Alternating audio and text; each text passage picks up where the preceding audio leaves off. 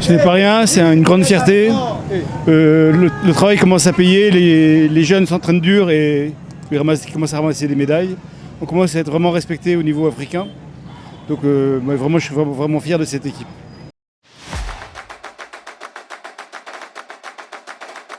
Alors là où je suis très satisfait, c'est qu'on a réussi à commencer à leur donner de l'expérience. Et ils appliquent ce qu'on travaille. On peut toujours faire mieux, évidemment, autrement ils seraient champions du monde. Mais ça va vraiment dans le bon sens. Et il y a une grosse dynamique, une grosse envie et une très très bonne atmosphère. Donc on va aller loin.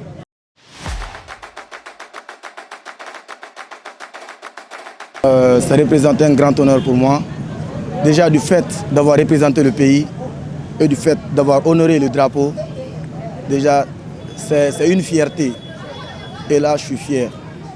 Et je compte me préparer encore plus pour faire sortir de plus beaux résultats pour la compétition de 2026.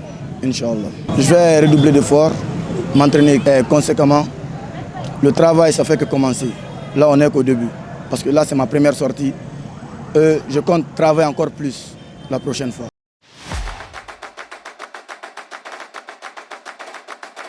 Si vous nous suivez un petit peu, vous savez qu'on met beaucoup l'accent sur les cadets, avec une perspective d'essayer les Jeux Olympiques de la jeunesse en 2026.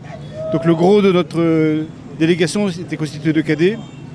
Écoutez, on ramène 2 médailles d'or, 1 médaille d'argent et 2 qui n'ont pas démérité sur 5 combattants, donc très bon bilan. Junior, on avait réduit les délégations à 2 judokas, une pas trop aguerrie, on savait que ce serait difficile. Et Aruna Diawara qui enfin ramasse une médaille. Il a des qualités énormes, mais il ne concrétisait pas jusqu'à présent. Voilà. Et puis en senior, c'était très relevé. On a Aruna qui a combattu en senior où c'était trop difficile pour lui. Il y a Sek Kamara et Abdoulaye Milimono qui est en France. Bon, il avait une petite blessure à l'épaule, je ne sais pas si on peut trouver une excuse, mais qui sont passés à côté.